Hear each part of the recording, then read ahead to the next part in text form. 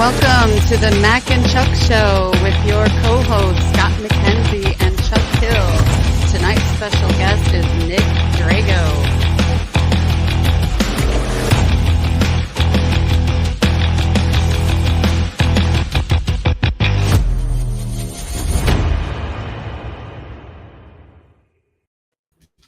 Yo. Good evening. How's it going, everyone? Wait a minute. What am I doing on the bottom? I'm doing what I normally do, holding everybody else up. I always knew there was something weird about you. I knew. So it's official. Everyone, Scott's a bottom. Oh, great. Now we get that out. Fantastic. I could only keep it a secret for so long, Scott. Okay. So how's everyone's week going? How's your week been, Mac? Exhausting. Yeah, I can imagine. All I can say is just keep my family in your prayers tomorrow. We have, I'm not going to go into specifics, but there's some things going on that are hopefully get taken care of tomorrow and we get an answer. So I know I'm being vague, but it's purposeful. Yeah, no, that's okay. You'll definitely be in the prayers for sure. Jerry, how's your week been? How was your weekend? You guys do anything fun over the weekend? No, I was sick all weekend and I had big plans for cleaning out our garage. Woo! Big plan. That didn't exactly fall through because of this lovely pneumonia action, but Pneumonia? Oh, you got a diagnosis, huh? Yeah. Walking pneumonia, which just makes me think of that really crappy song. I've been walking with pneumonia. Walking with pneumonia. That's not the song I was thinking. She didn't say ammonia. She said pneumonia. Pneumonia. That's next weekend, cleaning. Sweet. How was yours, Chuck? My weekend was all right. Wasn't too bad at all. I stayed great. All right, moving on. And we're done. Been a great show, everybody. Welcome. Appreciate you guys being here tonight. So, all right. Well, welcome to our second midweek show, Wednesday show. Second. You know, I think I'm liking the Wednesday night kind of thing. You know, it definitely. I'm still kind of going from work, so I haven't come down yet, and so I kind of like that. What are you thinking so far, Mac? Are you saying you're still high? Mm-hmm. That's what I heard. That's what I'm kind of. He does have that extra squint to his eyes this evening. Yeah, and what's with all the sniffling? I don't know. You're over there throwing up a lung. I don't want to hear it. Shh. I had someone sitting next to me last week that, brought the plague into my home. Oh, my gosh. Somebody giving you the side eye? I deserved it. Oh. Brought the plague into your home. I did. So sorry. Oh, my gosh. So, a couple of things going on, or at least some things that I noticed. First thing, if you're in the Madison County area or Granite City area, there's actually the Big Top is in town. So we apparently have a circus in town. They call it's the Nuclear Circus or something like that. Is it going to blow up? I certainly hope not. Because it's right up the street from where I live. But next door to a buddy of mine's house. But yeah, the circus is in town. So you get a chance, check that out. Not quite sure what that's going to run you, but everything's set up. Looks pretty cool. So is it a different circus than what we've been dealing with over the last? Never mind. Not the 2-year-long circus we've been dealing with. I'm glad Max said it and not me. And gone. I just say what you're thinking, Jerry. Thank you. So yeah, I want to remind everyone also, June 28th are the elections, and I think we've decided, is it May 11th that we're going to do the candidate show? Yes, sir. All right. So, and here's why we're going to do it so far before the elections. Apparently, early voting starts on May 19th, I think, and we wanted to give everybody an opportunity to hear their candidates before, the day before early voting started. Give you about a week just to kind of marinate over what they've got to say and share with you. So we definitely want to make sure that you tune in on that show. And if you're a candidate in the Madison County area, doesn't matter what office it's for or anything like that, please reach out to us. We would love to have you guys on the show to kind of speak your piece. And what I want to do is I'm going to throw this up here. You can email us at macchuck2020@gmail.com. And the way this works is we don't want to know why we should not vote for the other guy. The way it works on our show is we actually want to know why we should vote for you specifically. We want to know about your merits. We want to hear about what you plan to do, what you may have done in the past, and things like that. We don't care what the other guy's done. There's plenty of that to go around. But being our format, we've always grown up hearing mudslinging and how bad the other guy is. We want to flip it. And we want to know how great you are. So let us know if you want to be on the show, and we'd be happy to have you on there. If you have an ad that you've had developed and you would like to have us run on the show, we're happy to do that also. And it's free, no charge, and none of the other appearances are going to cost anything for you either, as long as it's local and it's candidate. So now I've got that out of the way, I really wish we had an intro for this. We need to do an intro for the random thought of the week. We could work on that. From around the world, it's probably not true. Around the corner, down the street, and up your block. What? Wait, what? Up something. Block. So yeah. Oh, okay. Yeah. Block. So my random thought for the week was I was talking to some gentlemen this week, and kind of mentioned that I'm not a Democrat or a liberal Democrat or anything like that, and then they kind of started going into this thing about Republicans and how great Republicans are, and my random thought was just kind of like just because someone says that they're not a liberal Democrat, you probably should not assume that they are a conservative Republican, because there are others out there and there are free thinkers out there. So if you're trying to reach out to constituents, keep that in mind. That's my random thought for the week. And now here's where we cue the applause machine that we don't have either. There we go. Awesome. So we do have a great show for you guys tonight. I think it's going to be great anyway. I mean, it's always a good show when we have our good friend Nick on the show. We're going to talk about a couple different things tonight. And, we're just going to kind of talk a little bit about serial killers. Kind of seem to be a hot topic. People really like to discuss this. They're infatuated with them. I am infatuated and intrigued with the mindset of serial killers and just kind of what causes that to break inside their heads. So we're actually going to welcome our friend Nick Drago to the show, and we're going to talk a little bit about that. We're going to talk about some other stuff, and we're just going to kind of let the show take us where we'd like it to take us tonight. And I think with that being said, let's go ahead and bring Nick onto the show. Can you hear me?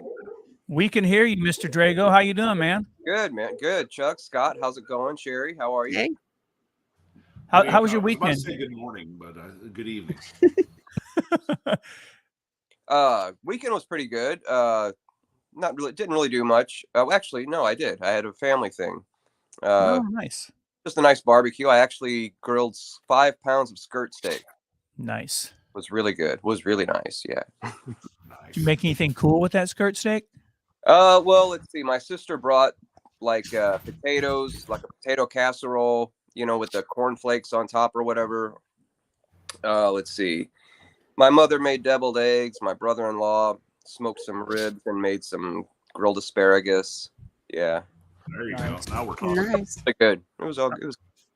I'm thinking I may have been in the wrong place on Saturday. Yeah, me too. I was at work. Definitely the wrong place. Awesome. So Nick, we talked a little bit this week, just kind of about, the kind of sort of the mind of a serial killer.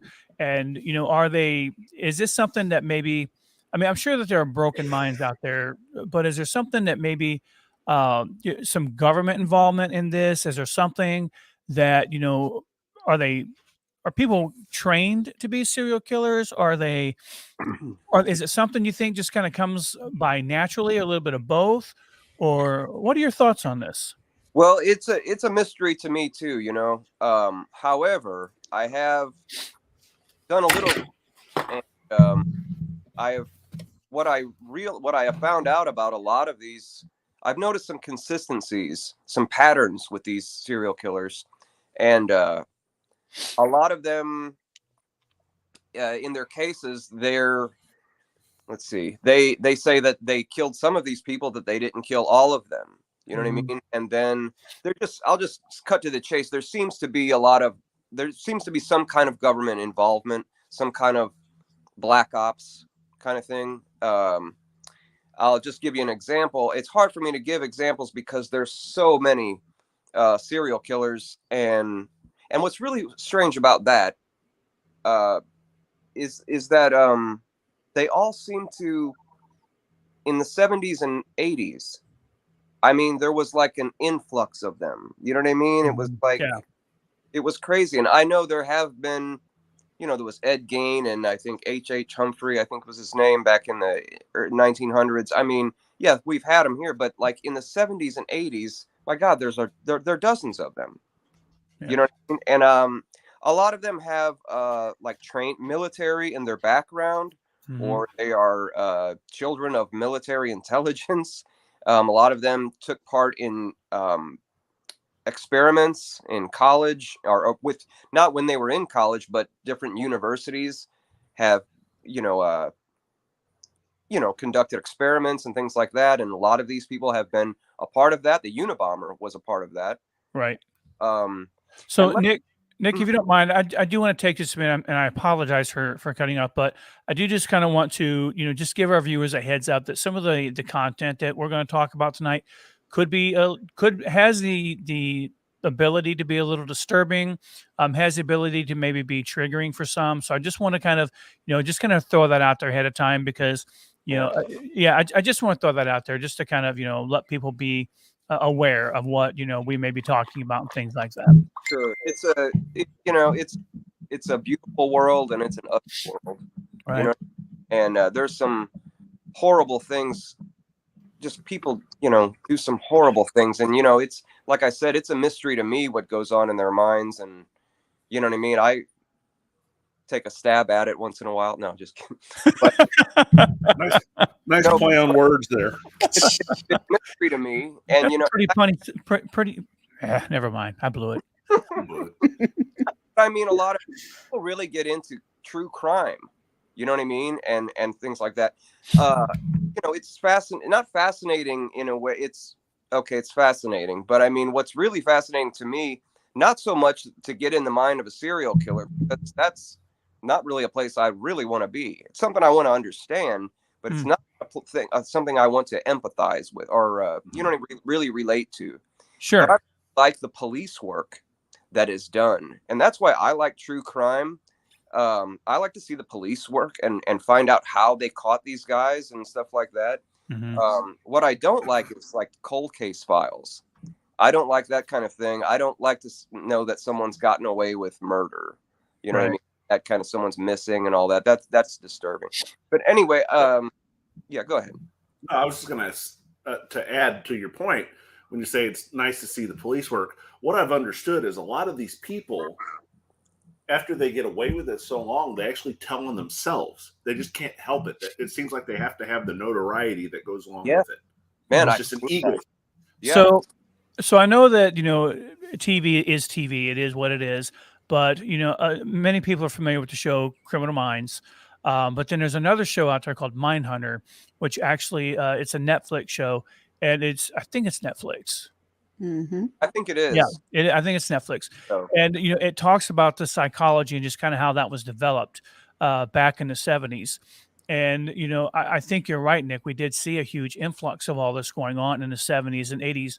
Or it was just a matter of that's what the news broadcasted, because that was the sensationalistic thing that that caught everyone's attention.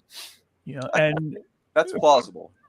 Yeah, and for me, I think that you mentioning about the government being involved, and things like that, or it's possible, whatever.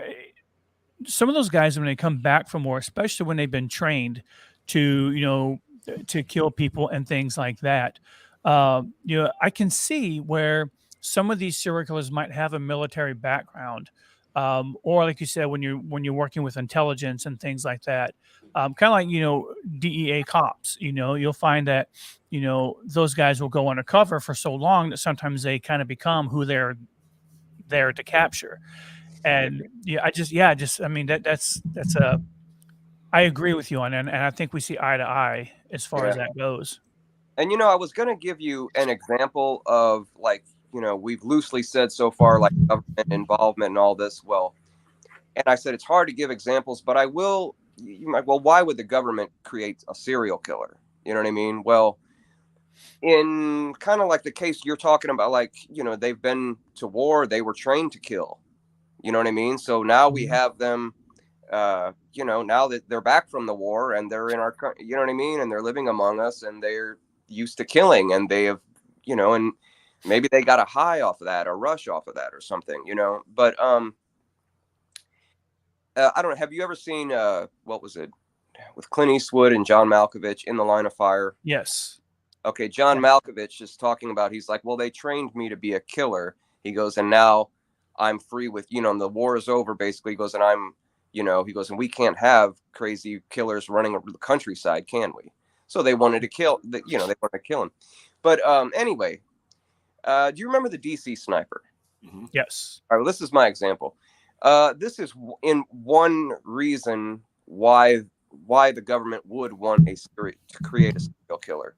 One of the victims of the DC Sniper was a politician, somebody that was running for office and had, oh God, I don't want to say enemies, just some. Well, it wouldn't have helped the establishment if that politician would have won. And that politician was killed by the DC Sniper, and conveniently, you know what I mean? And it was written off as a random killing by a serial killer. Hmm. Now you might think, well, that's a lot. We're going to kill 10 people for one reason. Well, these things are done for several reasons. You know what I mean? The government always wants to instill fear in us. You know what I mean? We're calmer and quieter and easier to manage if we are afraid. Mm-hmm. You know what I mean? And that's why, they pull stuff like, 9/11 and things like that. I want to go off on that, but that's why, they want to rule by fear. There's a book called Rule by Fear, actually. Keep the people in check. Yeah. So let me ask this, Nick, just to kind of throw a kind of a 1B, if you will. Do you think a lot of this stuff is put out there kind of as a false flag to deter people's attention from what the government may be doing on another scale? Certainly. Yes, absolutely. Yeah, absolutely. And I mean, let me just say this. These things are done by, like, these are black ops. Mm-hmm. You know what I mean? Psychological operations by our intelligence agencies. The person you vote for is not behind this, no matter who it is. You know what I mean? Mm-hmm. I can't believe I'm going to say this. I think most politicians want to do good. You know what I mean? But that's right, folks. You heard it first here on the Mac and Chuck show. No comment. That's the first thing they want to do. They do, but sometimes they have to make compromises and things like that. But yeah, those aren't the people, like the president. That's not the person behind this. Not the former president or the one before that or the one now. These are black ops. These are intelligence things. And let me just say, the programmed serial killer idea, the programmed killer idea, is a reality. People talk about MK Ultra. MK Ultra is real. It's not a conspiracy. So can you go into that a little bit, Nick? Yeah, in I think it was 1975. There was the Senate held it was called the Church Committee. The church hearing. It was basically the CIA was under investigation, and a lot of things came out in the church hearings, and I mean some crazy stuff. You know what I mean? And MK Ultra was one of them that they actually programmed through hypnosis and drugs and other techniques. By experimenting with drugs and hypnosis and other techniques, they were able to successfully program people to kill. And they'll like I was talking about it. I don't know if anybody really remembers, but like we were talking about John Lennon months ago, Mm-hmm. and Mark David Chapman. That is a Class A example of a programmed killer right there. Wouldn't you equate Sirhan with that as well? Yes, totally. Sirhan said, right. They said, "What's the last thing you remember before shooting the president?" Or I'm sorry, Bobby Kennedy. He said, "A woman in a polka dot dress came up to me and asked me, 'Would you please get me some coffee with lots of cream and sugar?'" Mm-hmm. Now, he didn't work there. You know what I mean? That's a little weird, isn't it? Yeah. That's a trigger. That was a trigger. So when they're hypnotized, they're told, you will set this plan into action when the girl with the pink polka dot dress comes up and asks you for sugar, and then it's like a trigger word. Mm-hmm. You know what I mean? You've probably all seen how hypnosis works. Right. When you do that, you're going to start doing this. It doesn't matter what you want to do. It's just they tap into that.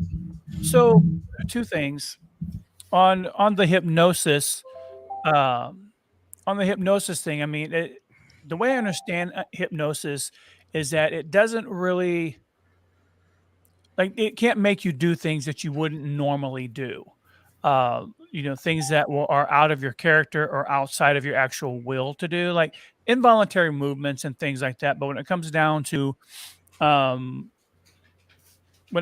actual like murder, theft, burglary, or whatever, I mean, sure, it might be able to prevent you from eating a cheeseburger at 2:00 in the morning or something, but do you feel that the power of hypnosis is so strong that it can actually call or trigger someone to do something violent to another human being?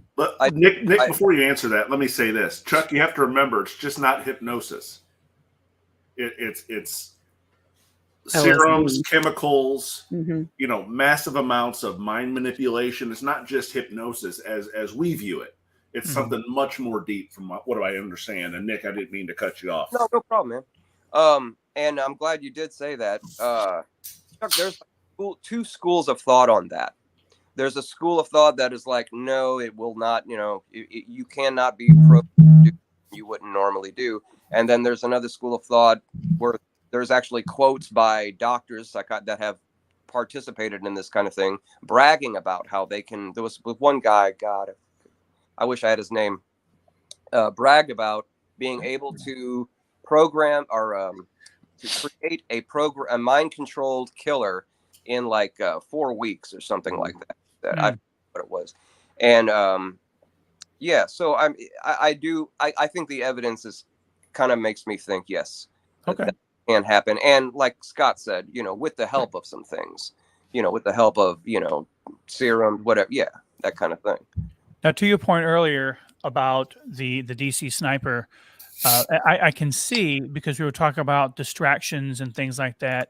I can see where, as far as the government is concerned, on from my personal standpoint, is that there's really not a whole lot that they won't do to protect secrets, and to keep certain people in power and things like that.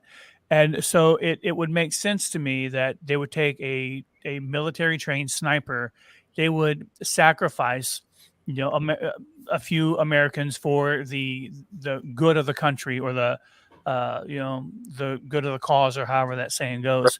Good. Yeah, the greater good, man. Yeah, it's the greater good. Thank you. And so I mean that kind of makes sense that they would do that. I've kind of played devil's advocate in the past. Like I don't want to think that my government would actually do things like that, but I think in the last 20 years we've seen differently. Yeah. And like I said, it's not the people you're voting for. You know what I mean? It's really it's people involved in the intelligence communities that have been I'm not going to pretend like I know how that works. Right. But I mean, that's where that's coming from. You know what I mean? I don't. Yeah. So. Yeah, you go down that rabbit hole, you're getting into a whole deep state discussion on who's involved, who do we think's involved. Yeah, and I'm careful to say like it's like the government is is evil or something like that. Like I think the government does what it has to do. You know what I mean? Or what it thinks it has to do. So yeah, that's an interesting statement right there, because I would agree that the government does what it has to do, and maybe the government itself is not evil. I really do think that the government overall was built and designed for the good of its citizens and other people. I think where it comes in is you have people that are in charge of things, and they have more power than any one person should have, or something. And then evil things start being done for a quote unquote good cause. Does that make sense? Yes, it does. Yeah, I do understand. And For money, sure. right? Yeah, can't underestimate that. No, Yeah. not at all. Oh yeah. Um, Yeah. but there's some weird things like in like I'm trying to give you some examples, like John Wayne Gacy from Mhm. Chicago.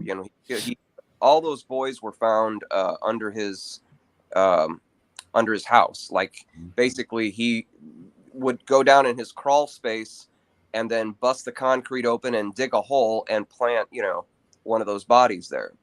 Um, but the thing is, it's like, one of you said earlier, like that, they'll brag about it, and they'll kind of boast about, they want, I'm sorry, they want to get caught. They want the notoriety. That's what he said. And the thing is, it's like, well, John Wayne Gacy first denied it because he wanted to stay out of trouble. But then when he was found guilty, he's like, okay, yeah, I killed this guy, I killed that guy, I killed that guy. But then he maintained that he did not kill all of those people. And I just read the book Defending a Monster, and it was written by his attorney. And there were times where he was over here in this part of the country when this murder happened with this boy that went missing in Illinois, you know what I mean? Or Idaho, or somewhere where he was just far away from. It's like he could not have killed these certain people. In fact, some of the victims' mothers, not just in the John Wayne Gacy case, but in other cases, don't believe that their kid was killed by, there's like a lot of victims' families that say, no, the serial killer didn't do it. This was something else. And so why do you think that there would be some people that would take credit for some of the murders, but not take credit for others? Not just because they didn't do it or whatever, but I mean, because there are some people out there that will take credit for for killings that they actually had no part in, and I get that would be for notoriety, but looking at it from a different point of view, why would the government say, okay, well, they killed all these people, and then they'd say, well, I killed some of them, but I didn't kill, the others? Would that be? Go ahead. Well, I think in the case of John Wayne Gacy, and then I'll go to Henry Lee Lucas in a second, but like as far as John Wayne Gacy had two roommates that never made the news. Okay. One of them ended up killing himself. And when John Wayne Gacy was arrested, these two guys were arrested. And Gacy asked the police, did you get, what's his name? The other two guys, Norris and Cram was the guy's name. And he goes, did you get those guys? He goes, they're in on it. He goes, am I the only one here? You know what I mean? And he maintained that these guys were a part of it. Now, the mother of one of his roommates that he says was involved in this came down to the police station and said, did you arrest my son? If you don't let him go, you're not going to have a job tomorrow. And that his uncle or somebody was a politician in Chicago, but also had organized crime ties. You know what I mean? So let's just say that the government did have John Wayne Gacy, and John Wayne Gacy had all kinds of like popular connections. There's a picture of him and Rosalind Carter together. He knew a lot of people. So what was I just saying? Sorry. You were talking about John Wayne Gacy having connections and about one of his roommates' mom. Yeah, sorry. Saying that. So let's just say that the government is involved. Hey, ladies, I can listen. God. Let's just say, like, okay, well, we got Gacy's going to go down for this, but we need those other two guys out there continuing our agenda. So we're going to, so Gacy is just going to go down for the whole thing. You know what I mean? And no one's going to really, everybody just wants one guy for it. Just, really, they don't care. And then once someone is arrested for that kind of thing, it doesn't matter what they say.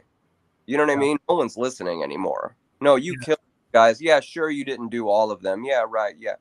Well, the thing is like with Henry Lee Lucas. Henry Lee Lucas bragged about killing all these people. I mean, bragged about it and everything, but then yet said that he didn't kill all of these people. It's like, well, what's up with that? You know what I mean? Like, why would he say that? Well, Yeah. you know, and you know, watching all these shows that we've talked about tonight, I think a lot of these people, they have a certain MO that they keep, and they don't want people to detract from that. Again, I think it's an ego thing with Kind of like a some of these signature. people. Right. And Yeah. if they didn't perform the signature on one of these people, they don't want to take credit for it. So And, I you know, think some of that these kind of guys, plays in a little bit there. yeah, I Yeah. think some of these guys also see it as a form of art. Mhm. You know, it's like kind of to play along with MO. You know, they see it as a form of art. This is what it's why I think some of them get pissed off when there are copycat killings out there because you know why are you stealing my work? Essentially, you know, plagiarizing murder. You know, You know, that is um, plausible. I can't, sit here and say that's not plausible. That could be very well a case. You know what I mean? yeah. Have you guys watched Sons of Sam on Netflix? I have. Okay, so I'm glad, man. So like the Son of Sam, David Berkowitz,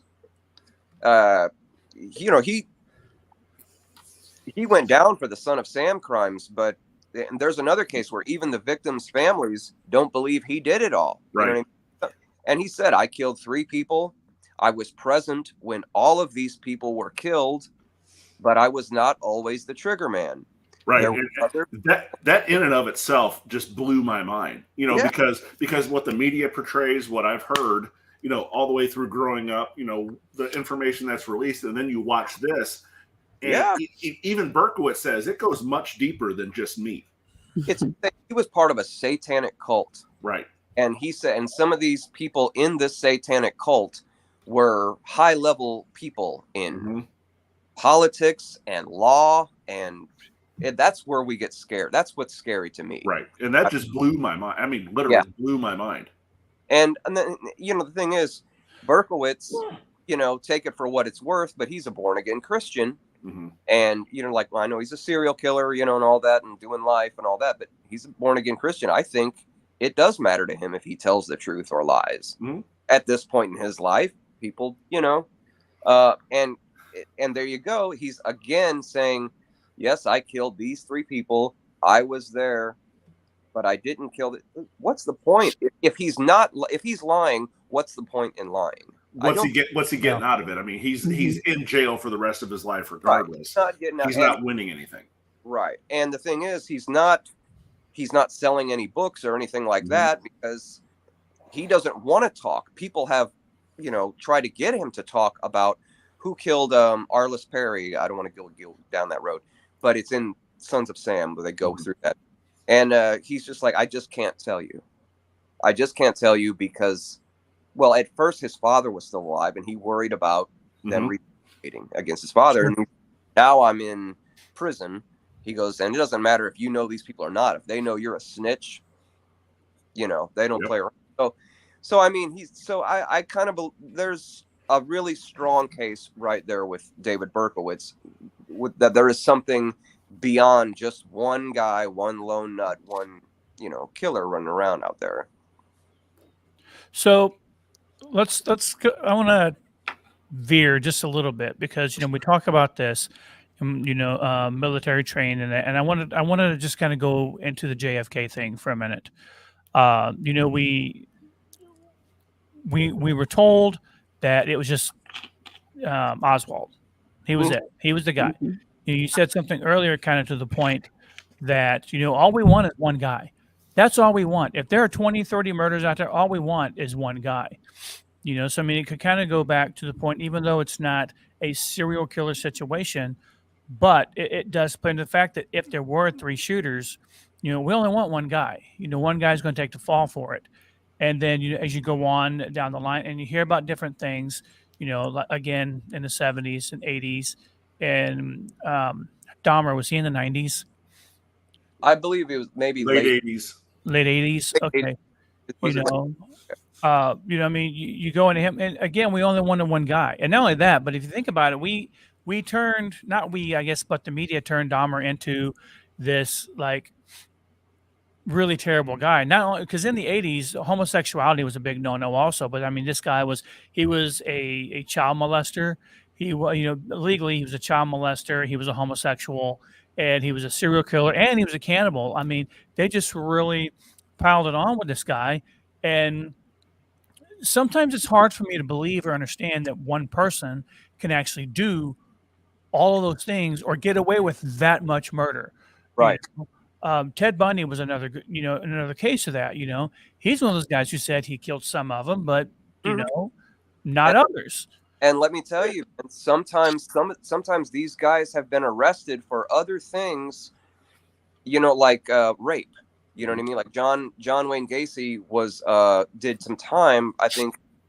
Uh, he did a few years for sodomy, for like raping a guy and sodomizing him. Hmm. And then it was, who was it you just talked about? Dahmer. Dahmer. Had been arrested for things, you know, violent things, and they let him go. Like, it's like they needed him out there or something. It's who is the woman? Eileen Warnos. Oh yeah, Oh yeah, my gosh. Listen yeah. to her. She does this interview the day before she was executed, and man, she's like, it's very interesting. Whether she was talks about how when she was in prison, they tortured her with these sonic whatever sounds she was trying, you know, they were trying to get in her head. They're doing all this stuff, really just strange stuff. I don't want to like half-ass it right here and talk about it, but like, look this stuff. I mean, a lot of things I'm talking about right here, I'm just, you know, sometimes there's just so much information. I just give you guys bullet points Yeah, and no. talk about it. But like, man, look at these things up. I hope I'm just like giving you an idea to look beyond. You know, I can't prove it to you right now that there's government involvement or they're all involved in a satanic cult or anything like that. Right. But, you know, I want to give you something to go on so that when you hear about this kind of thing, you know, you look into it a little bit farther. So, do you think that this trickles in? I'm sorry, Cherry. Do you have something to say? No, you're good. Oh, do you think this trickles into like other organizations? You mentioned the satanic cults. I mean, but do you think it trickles into like the Illuminati, Freemasons, things like that? I mean, do you think it trickles into those groups? Well, here's the thing about, like, there's a lot of, in conspiracy land, I'll call it, just to be funny right now, but there's a lot of like, there's like a lot of like, you know, 33s is a big Masonic number. I think it means order out of chaos. And you see that a lot in things that I think there is some kind of involvement there. Sometimes I think that the planners of these crimes throw those things out there to throw you off. You know, that they're Masons or that they're Satanists or something like that. Mhm. So I don't know. You know, it's really hard to say. I mean, I know John Wayne Gacy was a Mason, but that's not. I don't want to say like, oh, you know, all these Masons are evil or anything like that. You know. Right. Yeah. Okay. I was just curious. I mean, you know, it seems all kind of tie in because you talk about groups, you know, and I'm not trying to go off the deep end here, whatever. But when we talk about the government and conspiracies and things like that, you know, we talk about groups like the Illuminati, the New World Order. We talk about, you know, those being involved. And there was another one just literally came into my head and flew right out.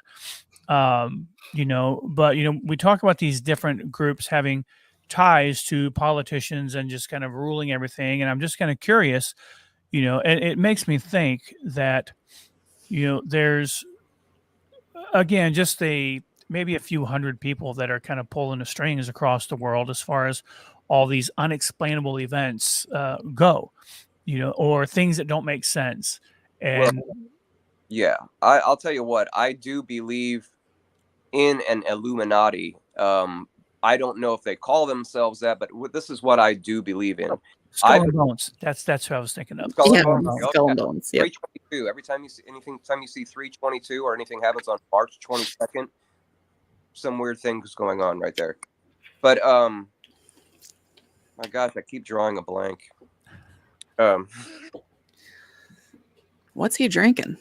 Sorry, wine. But Can we have some?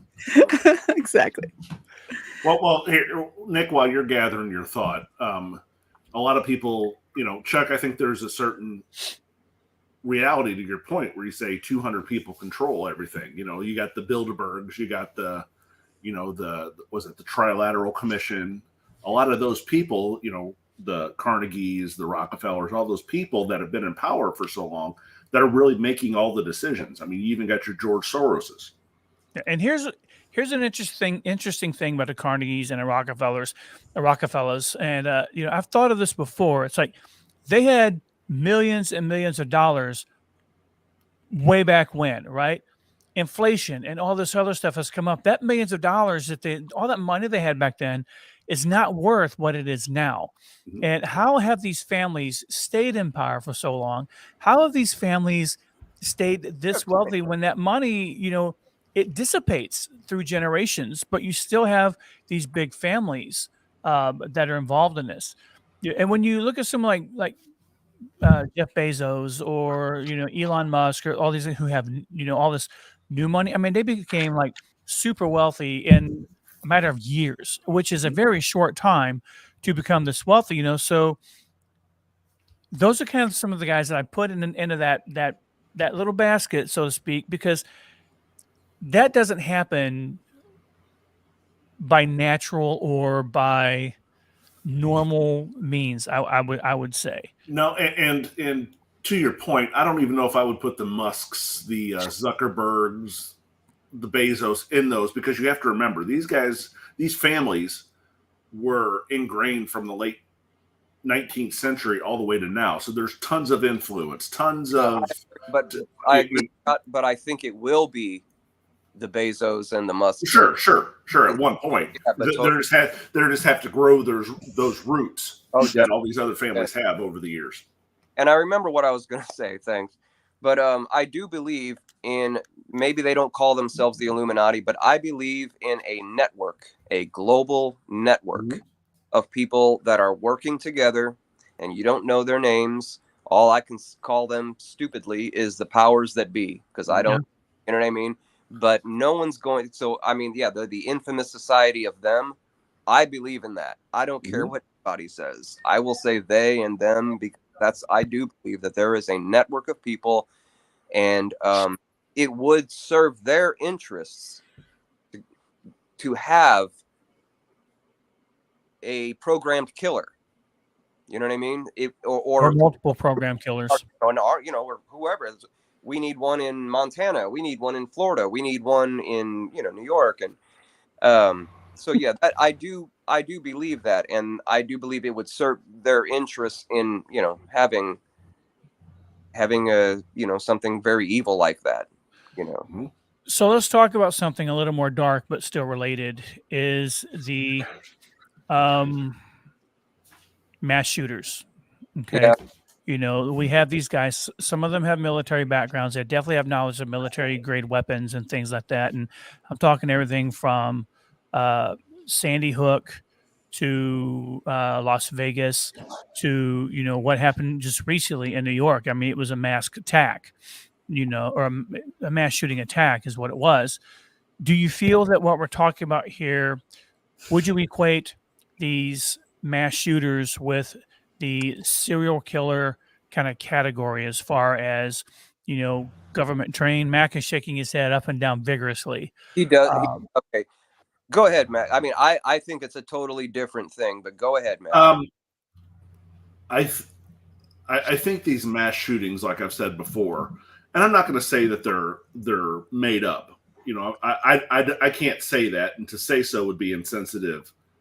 But what I will say is the operation itself, I believe a lot of those are false flag, purposeful things, targeted things to draw attention away from out of the news cycle of something big that couldn't take its place, if that makes sense. Yeah.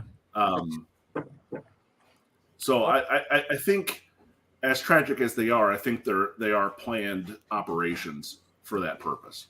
They are planned. I believe they are planned operations too, for some purpose. However, there are some of these, and I know it does come off as insensitive, but I believe in I would say between 2014 and 2016, there was a mass shooting every 2 weeks. It was very frequent. Yeah. Festival, at a school, in a crowd somewhere, at a game, at a concert or something. It was insane. Mm-hmm.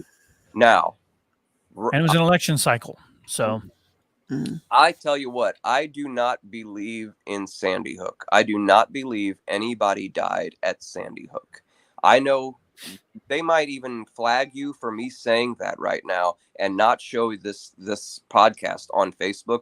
This is cancel worthy stuff. You know what I mean? Mm-hmm. But I'm telling you, and I can't even go into it right now, all of it, but I mean, no, I do not believe in I think the Sandy Hook thing is a big lie. And if I had any doubt in my mind, I wouldn't say something so insensitive, because it is. You know what I mean?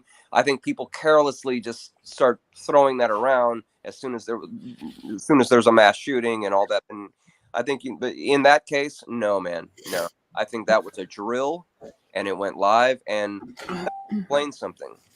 now you mentioned before the use of crisis actors in situations like that. Now, is that kind of, so it's interesting to hear you say that you feel that the Sandy Hook situation, or the Sandy Hook situation was a drill that went live. But do you, I've seen you're not the only one I've seen, promote that thought. Okay. Well, and the crisis actors, thought, because there have been other images that have come around that have showed what appears to be the same people in the different locales of where we heard of these mass shootings and that. Yes. And I'm glad you brought that up. There is such a thing, as crisis actors. You can look at it. You can rent crisis actors. You can rent a crowd.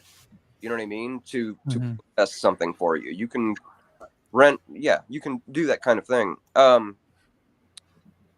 Just before Sandy Hook happened, I mean, like within a couple months before that happened, that year, Obama signed into law into the National Defense Authorization Act, the Smith-Mundt Reversal Act, which made it legal for the government to propagandize us, to lie to us. Okay.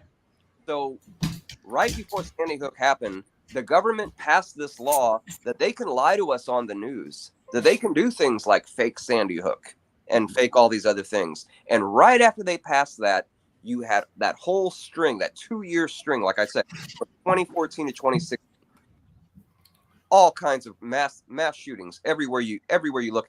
And the weirdest, I mean, some of the things, I remember watching it every week. I was doing my podcast at that time, and I was reporting on it constantly. They took those shows off, yes. But I mean, you would see things like what was obviously a crisis actor. Oh my God, I'm hurt. I'm hit. And then they'd look at the director off and I'm telling you, it was so horrible. It was bad acting. It was just, man, I sound crazy. I wish I could show you clips. I wish, but you know what? They've taken all that off YouTube. You can't even talk about this on YouTube anymore. And to that point, I actually ran across some information. I had talked about Sandy Hook that said those crisis actors had actually shown up in other situations. Yes. And some of the kids were even filmed around Obama at that time after it. Yeah, I know just what you're talking about. One of them is sitting on his lap. Or right. Them are around. Yeah, I do know that. What's even stranger, and those were Sandy Hook kids. What's even stranger about it is in January. Okay, that happened in December, just before Christmas. And in January we had the Super Bowl, and Sandy Hook kids sang at the Super Bowl that year, or the following Super Bowl, the next month. Okay, a man named by the name of Wolfgang Halbig he investigated Sandy Hook and had a lot of doors slammed in his face, of course, but he tried to find out from the principal, went to a town meeting, all this stuff, it's on video. He's tried to get the names of the kids that were at the Super Bowl.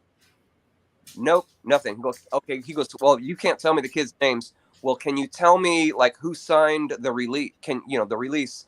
All these things, you know what I mean? They just wouldn't. They just stonewalled him. You know what I mean? There was some really weird. Let me just put some weird things about. Let me just give you a few tidbits of Sandy Hook. There was he tried to find out, this Wolfgang Halbig, this investigator. He tried to find out why were there porta potties on, at Sandy Hook that day, the day of the shooting. Were there porta potties all over the place? Why are all cars parked in one direction?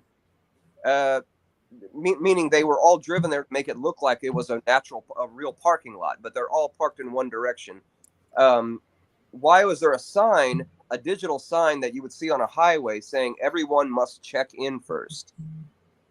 Like right after it happened. I mean, what is that? These are signs of a drill. You know what I mean? Mm-hmm. Signs of a drill. Even some of the things that the coroner said in his speech, in the press conference, after the event happened. Yeah. So let me ask this: where are the people out of all those people and all those teachers and people in the town? Where are the people that can come out and say, "Well, this did not happen. Okay, this actually was a drill. No one died here this day." Surely you would think that out of all those people that were involved with this,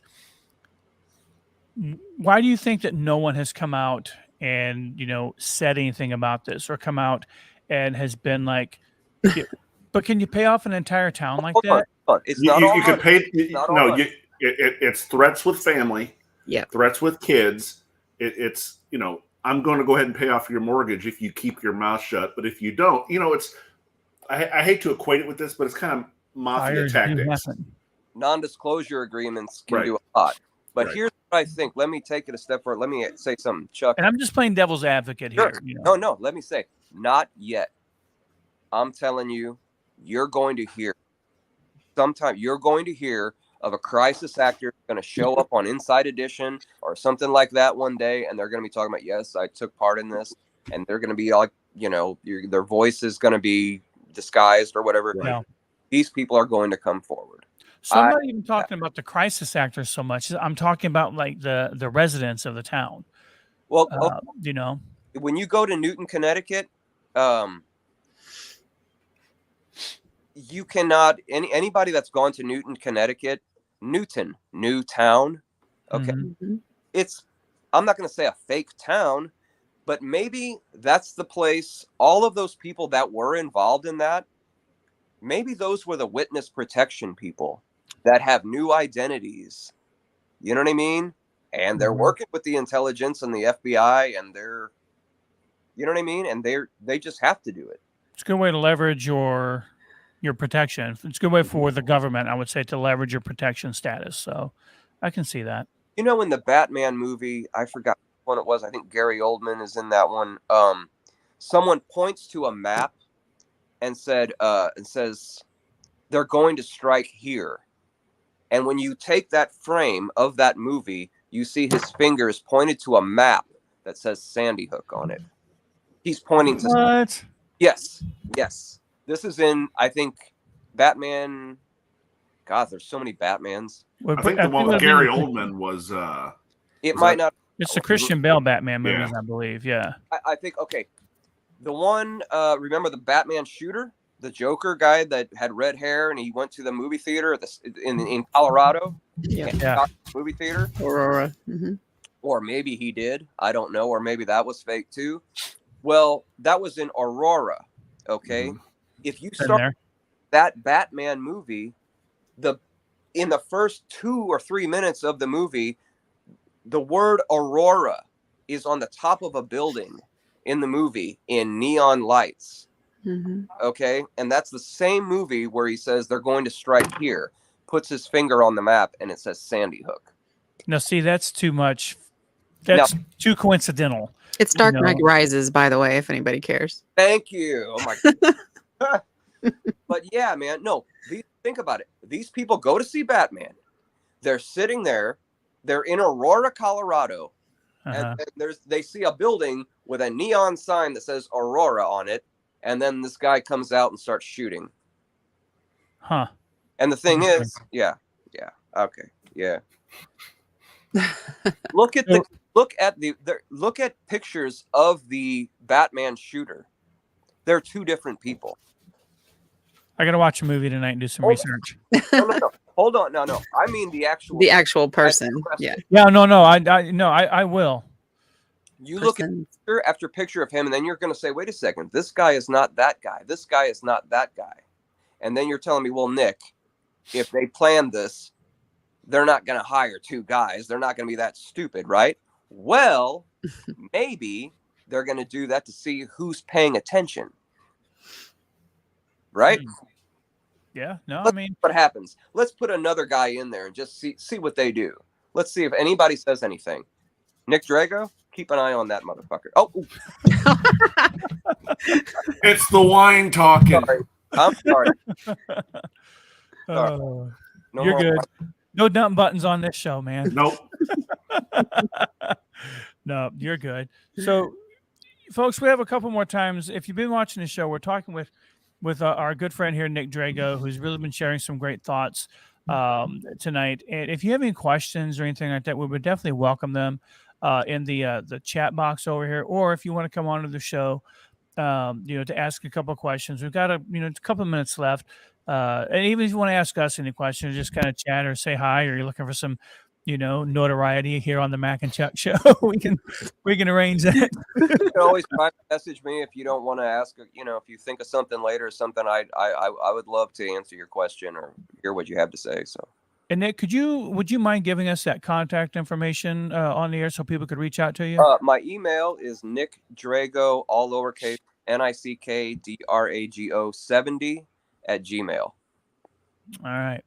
So friend me on Facebook or whatever. Nick, you cover a lot of conspiracy theories, stuff like that. A lot of unpopular opinion. We'll say that. What's I was going to ask what scares you, but what I want to ask actually is what emboldens you to be able to speak, to be able to speak your mind and to be able to speak. Just tell us, how you see things, and share the information that you have. Like, what emboldens you to do that? When I started doing a podcast years ago, it was when I had found out about like 9/11 and just a lot of things, JFK, all the things we talked about. Really, mainly it was like the John Lennon thing, because I hated that guy for shooting John. And then I realized, wait, you didn't do it. You know what I mean? Or you went down for it, but it was a whole other thing. And I was compelled. I just felt compelled to tell everybody I'm like, people have to know this stuff because they've been taken for fools. You know what I mean? And I don't like it. I don't like feeling like I've been played or fooled or anything. And I just like, no, you guys have to know. You guys have to know this. It bothers me that people, think that, that guy was crazy that shot John Lennon, or it bothers me that people think OJ killed those people. I'm telling you, we won't go there right now. But I mean, and 9/11 people, Al Qaeda, it really bothers me. Like, you have no idea. You know what I mean? And people get so cocky and they get so, that couldn't be true. I know, So I just like this, you have no idea what is behind the curtain there, so that is what it is. And real quick, Nick, to your point, I was one of those people that's like, I had a hard time wrapping my head around why a government would kill 3,000 of its own citizens on September 11th. Yeah. Over the last 2 years, things that I've read, things that I've, opened my mind to, once you go down that rabbit hole, you're not going to come back from it. You're not. Yeah. Well, those 3,000 people, they call them, those were casualties of war. Right. For the greater good. Mm-hmm. Yeah. It's Mac. It's almost because I have times where there are definitely times I wish I could unsee or unlearn or unknow some things, because it's almost like when you're a teenager and you're growing up and you learn some adult things and you're like, oh man, I'm not ready to deal with that yet, because that's just not okay, because now I'm in a new stage of life. And I kind of feel the same way, that even as adults, while we're all hopefully still maturing and growing and things like that, we still learn things and see things that you're like, I want to ignore this. I want to pretend that this is not true, but the evidence is kind of irrefutable. And you're like, man, I've entered an entirely new section of my life. Like there's a whole new chapter of my life that I know things or suspect things. And it's kind of like you wish you can go back to that ignorance. Yeah. I mean, ignorance truly is bliss. Not to know things is a great state to be in at times. But then there are other times that you're kind of like, I'm glad I'm not uneducated about some things. I'm glad that I do know kind of what might really be going on, or at least that my eyes have been open to it. Yeah. And I think that's when you can truly consider yourself woke, is when you're looking at things from a completely different point of view, that's in the minority at that point. I feel like I'm hyper woke. Right. No, I'm right there with you, Nick. I'm right there with you. Woke. I'm a threat to national security. So, Nick, before we close the show up, I do want to ask you, speaking of that, have you, with everything that you've shared, do you have any, has there been any threats on your life? Have you received any kind of like people who have told you that, hey man, you need to back off, or has that been any kind of experience for you? I'll tell you what, man, this is really funny or weird, but I basically quit doing my podcast because I did not think it was worth it anymore, because I believed so much in what I was talking about that I should not be talking about it. Mm-hmm. You know what I mean? I really started thinking, you know what? If they can kill this, that, and the other, they're not going to think twice about killing me, or silent president, or not even just killing me and being all dramatic like that, but just being like, hey, we can make things real uncomfortable for you. You know what I mean? And yeah, just so I just really started freaking out about it. I did get paranoid, and people did tell me that when I was doing my podcast. And then one time I got in the car with my sister. I was driving her to work, and the brakes did not work. I swear, I didn't know what to do. I was pumping the brakes, driving the car. I'm like, I can't stop. I can't stop. I'm glad we were on side streets. That's all I can say, or I would have wrecked. Mm-hmm. But I hit the emergency brake and then went from there. But I mean, now that could have happened. I don't, but that was weird. That was one weird thing. But, and I don't really count that, that incident as something that made me turn away from everything and made me stop or anything. That wasn't, it wasn't that. But I did start to fear about, wow, I'm saying a little too much. Gotcha. So that's some self-preservation. Yeah, I'm saying things that are inconvenient for people. Some people, powerful people. So I got freaked out. I did. Gotcha. All right. Well, Nick, we appreciate you being on the show tonight. It's always a pleasure having you, man. I love the conversations that we have. I do want to tell everyone who's watching tonight that here before too long, Nick has actually completed some more of his book. He'll be sharing with us before too long. And I think we're going to just kind of dedicate that show just to addiction and recovery and things along those lines. So if you have a story that you would like to share and come on to the Mac and Chuck show and talk, we would love for you to share your struggles, your addictions, and most importantly, your victories over your addictions and things like that. And, what you say may actually, help someone else. So Nick, looking forward to having you on that show as well. But man, it's gonna be a good one. What's up? That's going to be a good one. I look forward to it. I've written a great deal since I've adjusted some of the things. I've re-edited and worked a lot on my book since I was here. I learned a lot from reading it on this show. I realized I wanted to change the names of people. Oh, nice. But yeah, but no, yeah, I look forward to that. And any of you, if you want to talk to me about addiction or anything, if there's anything I can, any kind of wisdom I can impart or anything, just don't hesitate to look me up. Awesome. Well, thank you very much. And as always, Nick, a pleasure. Thanks for being on the show tonight. One more thing. I'm sorry, Scott. Whatever's on in your family, you're in my prayers, and I hope that works out, buddy. Thank you very much. I appreciate that. All right, everybody. See ya. Good show. I thought it was. Yeah, I'm looking forward to when he comes back on to talk a little bit more about his book. And the whole like, we can call it conspiracy theories or whatever, but just the whole alternative opinions that people have. I enjoy hearing Nick's point of view from it. And I'm really looking forward to some of the viewers throughout the week. If you're watching the show throughout the week, dropping some comments and they're reaching out to Nick. And if there's a topic you would like to discuss, by all means, let us know. We'd love to do a little research and have Nick on for that for those conversations as well.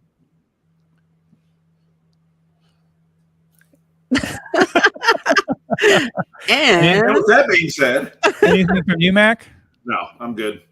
All right, awesome. Well, folks, remember May 11th, we're going to be having the candidate show. Again, that's for those who are doing early voting, so you guys can be educated on your candidates. If you're a candidate, again, please get in touch with us. We'd love to have you on the show. I think last time we had 16 different candidates on the show. It was a great show. People really enjoyed it, and we had quite a few viewers also. Mm-hmm. So you can be rest assured that people will hear your message. So we just love to have you guys on the show, guys, gals, people, whomever, and talk about why you want to be in office and most importantly why you should be in office. And with that being said, I hope everyone, including you two, has a great Easter. Yes, happy Easter, everybody.